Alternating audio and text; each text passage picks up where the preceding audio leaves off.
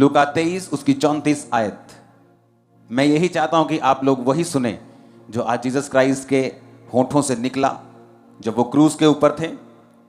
पहला शब्द लूका 23 उसकी 34 आयत में लिखा, तब यीशु ने कहा, हे पिता, इन्हें क्षमा कर, क्योंकि ये नहीं जानते ये क्या कर रहे हैं। और उन्होंने चिट्ठियां डालकर उसके कपड़े बांट लिए। उसके कपड़ों को बांटा गया क्योंकि प्रोफेटिक वर्ड पूरा हुआ जो पुराने नियम में बोला गया था। जीसस क्राइस्ट जो फोकस से भरे हुए थे, उन्हें मालूम था कि वो जगत में पापों की, गुनाहों की क्षमा देने के लिए आए हैं, वो लोगों को दंडित करने के लिए नहीं आए। बाइबल कहती है जब वो लोगों को देखते थे तो तरस से भर जाते थे, चाहे थके होते थे फिजिकली, 3-3 दिन का क्रूसेड करने के बाद भी, फिर भी वो लोगों को हील करते थे, डिलीवर करते थे, क्योंकि बाइबल कहती उसको लोग इस तरह से दिखाई देते थे जिस तरह भेड़े हों जो व्याकुल हैं। और यीशु मसीह ने क्रूस पर भी उन लोगों को माफ किया क्योंकि वो लोग नहीं जानते थे वो क्या कर रहे हैं। और यीशु मसीह का काम था लोगों को बचाने के लिए अपनी जान को देना। इसलिए बाइबल कहती है कि यीशु मसीह नए धर्म को बनाने के लिए नहीं आए, वो धार्मिकता को स्थापित करने के लिए आए। और ये क्षमा करना, माफ करना, ये उसी धार्मिकता की निशानी थी। अपने हाथों को उठाओ, अपने गुनहगारों को अपनी आंखों को बंद करके क्षमा करो 2 मिनट के लिए। हर उस व्यक्ति को क्षमा करो जिसने आपके खिलाफ बोला, जो आपके खिलाफ चला।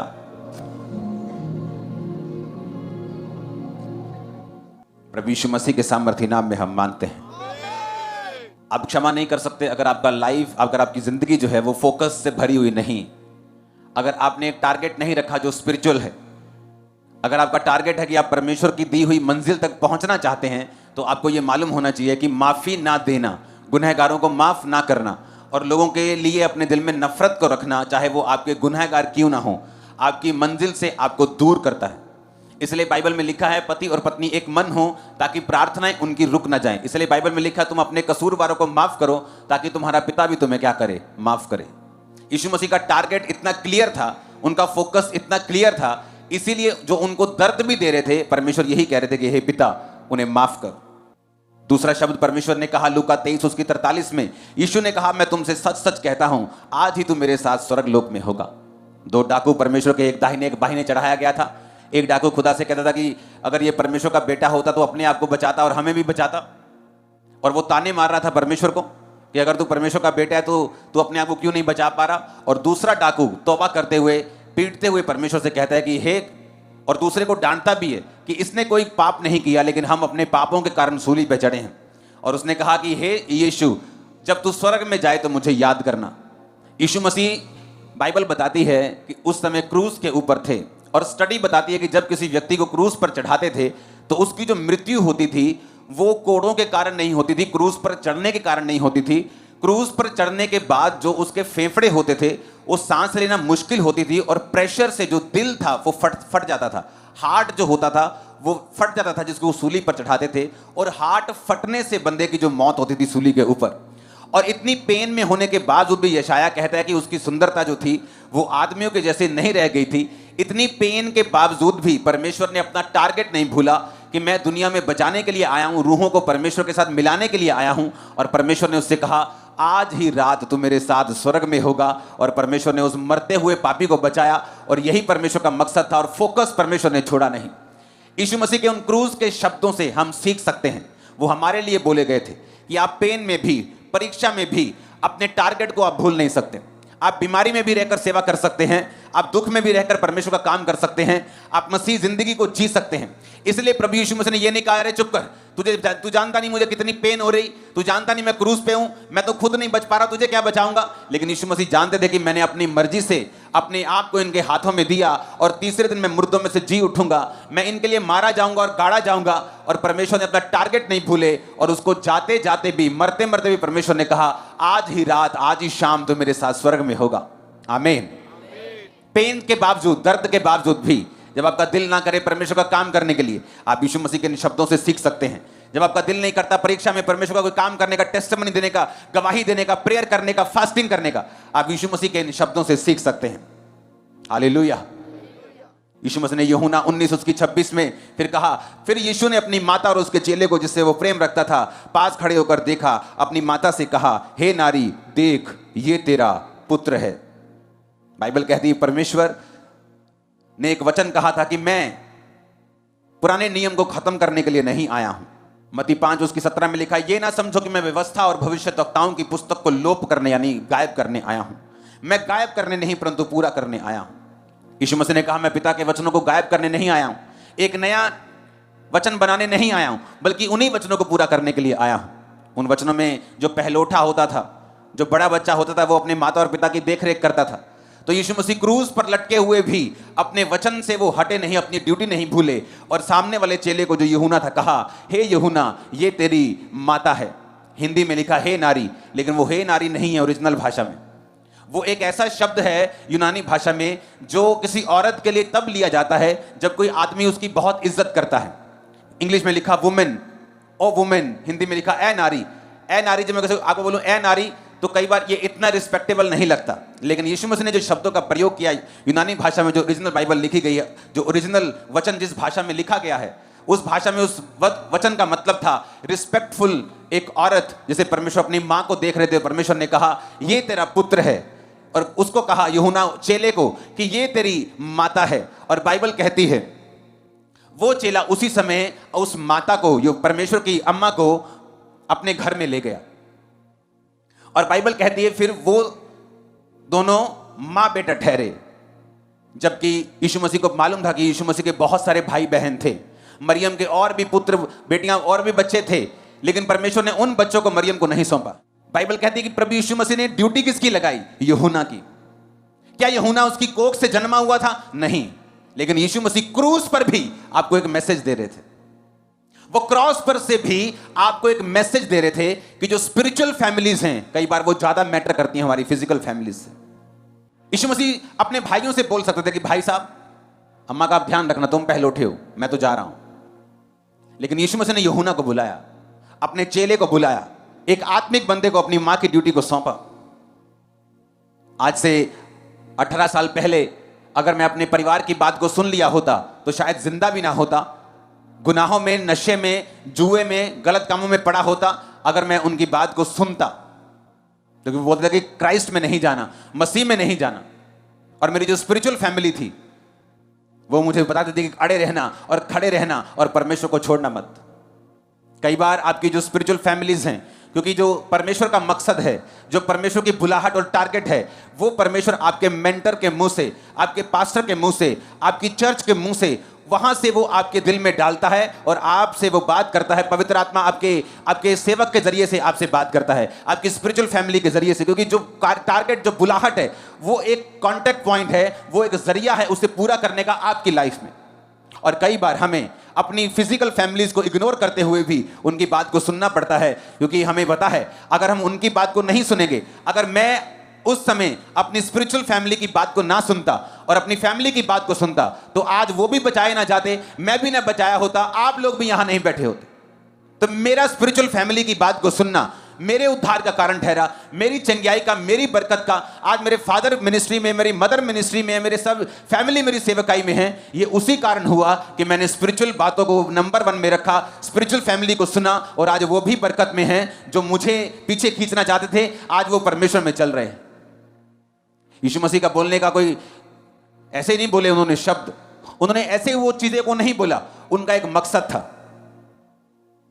यीशु मसीह ने कहा, यूहन्ना ये तेरी माँ, तेरी मदर है, तेरी माँ है, माँ ये तेरा बेटा है। और बाइबल कहती है वो उसी दिन, not next day, same day लिखा, वो उसको अपने घर में लेके गया और वो उसकी माँ ठहरी और वो उसका बेटा ठहरा। हालेलुया। अगर मैंने अपनी स्पिरिचुअल फैमिली की बात को ना सुना होता तो मैं आपको दावा करता हूं मैं यहां ना होता। मेरे घर में इतना कलेश रहने लगा था और इतनी धमकियां जाती थी पास्टर्स को कि एक दिन उन्होंने फैसला कर लिया था और मुझे आने से मना कर दिया था। कहते थे आपके जो फैमिली हमें पीटेगी, वो हमारे पर कुछ प्रॉब्लम करेगी, आप यहाँ मत आओ। लेकिन जो ग्रुप के मेंबर्स थे हमारे, हम मिलते थे, छुप छुप के प्रेयर करते थे और फोर्सफुली ये साबित करने में लगे थे कि नहीं, हमें चर्च नहीं छोड़ना है। और वही हुआ, मैं जीता, खुदा जीता और शैतान हारा। इमेजिन करो, खुद उन्होंने मना कर दिया था फोन करके कि यहाँ मत आना। और मेरे जो टीम मेंबर्स उनको बोल दिया था कि अंकुर को बोलो कि ना तो अपनी ऑफरिंग लाए, क्योंकि ये ऑफरिंग अगर मना नहीं लेके आएगा चर्च में तो घर वाले बरकत नहीं पाएंगे, जब बरकत उड़ेगी तो अपने आप अकल आ जाएगी। लेकिन मुझे मालूम था परमेश्वर का प्लान ये है कि मैं आत्मिक बातों को ध्यान से सुनूं, क्योंकि जो खुदा का आत्मा मेरे मेंटर के जरिए से मुझसे बात कर रहा है वो मेरी डेस्टिनी को लेके जाएगा, क्योंकि मैं जो रियल में हूं उसी जरिए से पहुंच सकता हूं। अभी मैं जो हूं मैं रियल में नहीं हूं, क्योंकि जो खुदा की आंखों में मैं हूं, मैं तब खुदा के लोगों से ही वहां पहुंच पाऊंगा। हालेलुया। कई बार ये कड़वे साग पात की तरह लगता है। जब स्पिरिचुअल मैटर्स के लिए आपको कई बार अपनों को दुख देना पड़ता है, ये कड़वे साग पात की तरह लगता है, क्योंकि यीशु मसीह ने कहा जब मुझे खाना तो कड़वे साग पात के साथ खाना। कई बार जब जीसस क्राइस्ट के वचनों को मानना पड़ता है तो कई बार कड़वाहट के साथ हमें चलना पड़ता है, और लोग नाराज होते हैं, फैमिली नाराज होती है, अपने नाराज हो जाते हैं। लेकिन आपको यह मालूम होना चाहिए कि अगर आप परमेश्वर की बात को, अगर आप अपने आत्मिक मेंटर की आवाज को सुनेंगे तो आप फिर वहां पहुंचेंगे जहां आपकी फैमिली सबसे ज्यादा आप ही के कारण ब्लेस्ड होगी। वो टाइम आएगा कुछ सालों बाद, कुछ महीनों बाद, कि वो आपका ही थैंक्स करेंगे कि तू रुका नहीं, तू थका नहीं, तू रुकी नहीं, तू थकी नहीं, और आज मैं भी तेरे कारण आशीषित हूं। ये थे जीसस के शब्द जो उसने कहा, मरियम, हे नारी, ये तेरा बेटा, यूहन्ना, दिस इज योर मदर, ये तेरी माता है। हालेलुया। मत्ती 27 उसकी 46 में लिखा, तीसरे पहर के निकट यीशु ने बड़े शब्द से पुकार कर कहा, एली एली लमा शफ्तनी, अर्थात हे मेरे परमेश्वर तूने मुझे क्यों छोड़ दिया। लोगों को लगता है कि यीशु मसीह को छोड़ दिया, यीशु मसीह रो रहे थे, वो तो खुद रो रहे थे, वो तुम्हें क्या बचाते। लेकिन जब अनपढ़ों को यह नहीं मालूम होता कि उसका रीजन क्या है, वो अपने ही चीजों से परमेश्वर की कामों का बखान करने की कोशिश करते हैं, बाद में खुद फंस जाते हैं, खुद भागते फिरते हैं और कुछ पता नहीं कि क्या करना है। अब आपको ये ध्यान से सुनना है। बाइबल कहती है जब जीसस क्राइस्ट गतसमनी बाग में, आज भी आपने देखा, जब वो ये कह रहे थे कि पिता हो सके तो ये कटोरा टल जाए, वो कोड़ों के बारे में बात नहीं कर रहे थे, वो कांटों के ताज के बारे में बात नहीं कर रहे थे। जीसस क्राइस्ट दुखों के और जो कोड़े और जो परमेश्वर को ताड़ना पड़नी थी, वो उस कटोरे के बारे में बात नहीं कर रहे थे, बात कुछ और थी। व्यवस्था विवरण 21 और 22 और 23 में वो बात लिखी है। लिखा, यदि किसी के प्राण दंड के योग्य कोई पाप हुआ हो जिससे वो मार डाला जाए तो उसके शव को वृक्ष पर, ट्री पर, लकड़ी पर लटका दिया जाए। वो शव रात को वृक्ष पर टंगा ना रहे, उसी दिन उसे मिट्टी देना जो लटकाया गया हो, क्योंकि जो लटकाया गया हो वो परमेश्वर की ओर से श्रापित ठहरता है। बाइबल कहती है जो क्रूस पे लटकाया गया हो वो श्रापित है। गलातिया की पुस्तक को पढ़ेंगे 3 उसकी 13, मसीह ने जो हमारे लिए श्रापित बना, हमें मोल लेकर व्यवस्था के श्राप से छुड़ाया, क्योंकि लिखा है जो कोई लकड़ी पे लटकाया जाता है वह श्रापित है।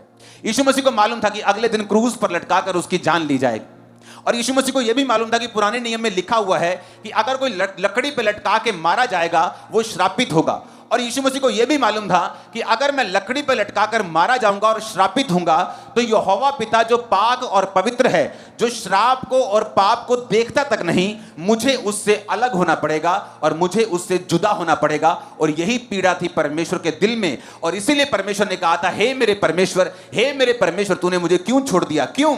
क्योंकि लकड़ी पे जब लटकाया जाता था तो इसका मतलब था पाप के कारण ये लकड़ी पे लटकाया गया। अब जीसस क्राइस्ट पाप किसके थे? तुम्हारे और मेरे। अब तुम्हारे और मेरे पापों के कारण वो लकड़ी पे लटकाया गया। जब तुम्हारे और मेरे पापों के कारण वो लकड़ी पे लटकाया गया तो पुराने नियम के मुताबिक जो यहोवा पिता का वचन है वो श्रापित था। और यह भी हमें मालूम है कि जो श्रापित है उसकी ओर परमेश्वर देखते नहीं, और जब परमेश्वर ने अपनी पीठ को परमेश्वर की ओर फेरा, अपने फेस को हटा लिया, तो इसीलिए परमेश्वर ने कहा था, हे मेरे परमेश्वर मेरे पिता तूने मुझे क्यों छोड़ दिया। इसीलिए प्रभु यीशु मसीह कह रहे थे कि मेरे पिता हो सके तो यह कटोरा मुझसे टल जाए, लेकिन मेरी नहीं तेरी इच्छा पूरी हो। बाइबल कहती है आदम के कारण जो पहला था, उसके एक गुनाह के कारण हम सब पापी ठहरे। चाहे हम अच्छे काम करें तो भी पापी हैं, चाहे हम भले काम करें तो भी पापी हैं, क्योंकि वो ब्लड के कारण जो पाप था सारे मनुष्यों में फैला। एक गुनाह सबके पाप का कारण हुआ। और बाइबल कहती प्रभु यीशु मसीह जब उस पाप को रिप्रेजेंट करके लटके हुए थे तो जो हमारी जुदाई थी, परमेश्वर खुद जुदा होके उस पुल को, उस गैप को वो भर रहे थे। और इसीलिए परमेश्वर दुखी थे, क्योंकि वो सब कुछ बर्दाश्त कर सकते थे, लेकिन कुछ सेकंड के लिए, कुछ मिनटों के लिए भी वो पिता के साथ दूरी को और पिता के साथ अलगताई को वो बर्दाश्त नहीं कर सकते थे। और इसलिए उन्होंने कहा, हे मेरे पिता तूने मुझे क्यों छोड़ दिया। क्योंकि वचन पूरा हुआ, जो काट पे लटकाया जाता है वो श्रापित है। अगर वो श्रापित है तो पाप उसे देखेगा नहीं, छोड़ देगा। वो छोड़ा इसलिए गया ताकि हम परमेश्वर में आ सकें। लेकिन जिस तरह आदम के पाप के कारण सारी दुनिया पापी ठहरी, यीशु मसीह की आज्ञाकारिता के कारण तुम और मैं आज धर्मी हैं। एक मनुष्य के कारण हम पापी थे और एक के कारण आज हम धर्मी होकर खड़े हैं। आमीन, हालेलुया। और इसलिए परमेश्वर ने कहा था तूने मुझे क्यों छोड़ा।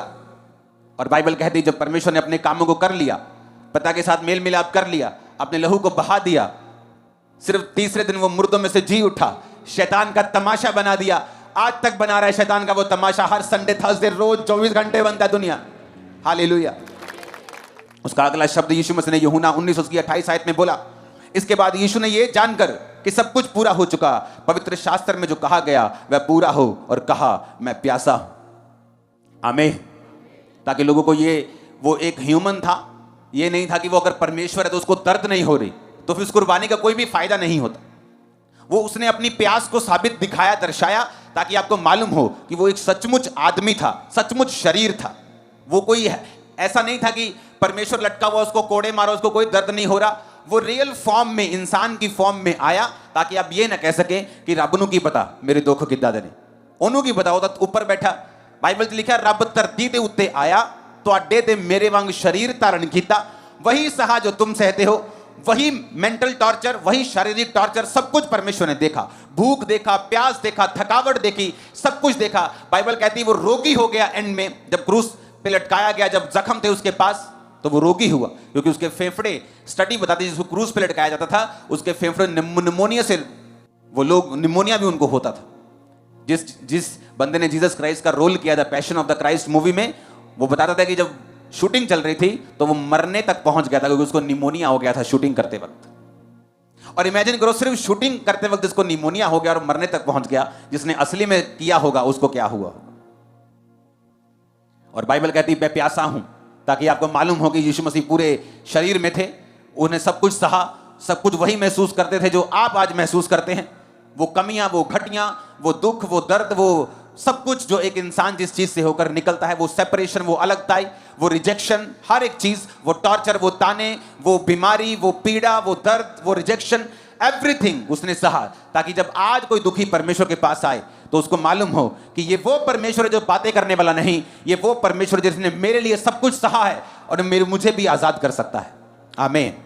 और बाइबल कहती है अगला वचन यीशु ने कहा यूहन्ना 19:30 में, तब यीशु ने यह सिरका लिया और कहा पूरा हुआ, और सिर झुकाकर प्राण त्याग दिए, और ऊंची आवाज में प्राण त्याग दिए। आमीन। यीशु ने सिरका लिया, ऊंची आवाज में प्राणों को त्यागा और कहा सब पूरा हुआ। क्या पूरा हुआ? तुम्हारी चंगाई का काम। जब वो क्रूस उठाकर आ रहा था तो उसी रास्ते को, उसी वे को, उसी सफर को, हिंदी वाला सफर को पूरा कर रहा था जो तुम्हारा और परमेश्वर के बीच में गैप था। जब कांटों का ताज उसके सिर पे डाला गया और लहू बहा, तो वो तुम्हारे लिए राजा की कुर्सी पर, जिसको बोलते थे कि तू राजा है तो कांटों का ताज तुझ पे डालेंगे। कोड़े मारे जा रहे थे, तुम्हारी चंगाई का इंतजाम हो रहा था। गसमनी बाग में बाइबल कहती है उसका पसीना लहू की बूंदें बनकर निकल रहा था। इंग्लिश में बीमारी का नाम है ये, कि जब कोई व्यक्ति बहुत ज्यादा स्ट्रेस में चला जाता है, मौत का स्ट्रेस, तो उसके पसीने में से कई बार ब्लड की बूंदें निकलती हैं।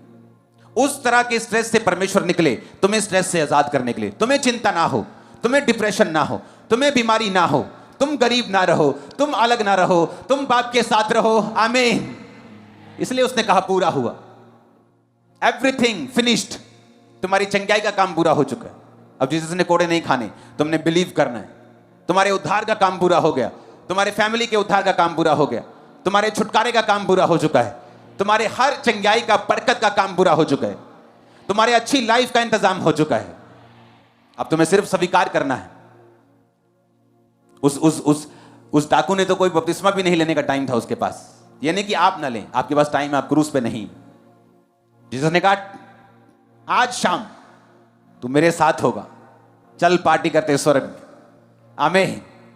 आज शाम तू मेरे साथ होगा हेवन में, क्योंकि वो सारे काम पूरे हो चुके हैं। आपको बरकत चाहिए, काम पूरा हो चुका है। जस्ट जीसस के पास आना और बिलीव करना। आपको आशीष चाहिए, आपको छुटकारा चाहिए, आपको साल्वेशन चाहिए, आपको जो कुछ भी चाहिए, कहता है इट इज फिनिश्ड, सब कुछ पूरा हो चुका। अपने हाथों को उठा। ये सारे शब्द जो खुदावंद ने बोले आपके जीवन में बरकतों को लेके आए और आप इस समझ को ले सकें यीशु मसीह के सामर्थ्य नाम में। अंधकार की शक्तियां आपकी जिंदगी में कार्य न कर सकें। अपने हाथों को उठा के प्रार्थना करेंगे ऊंची आवाज में।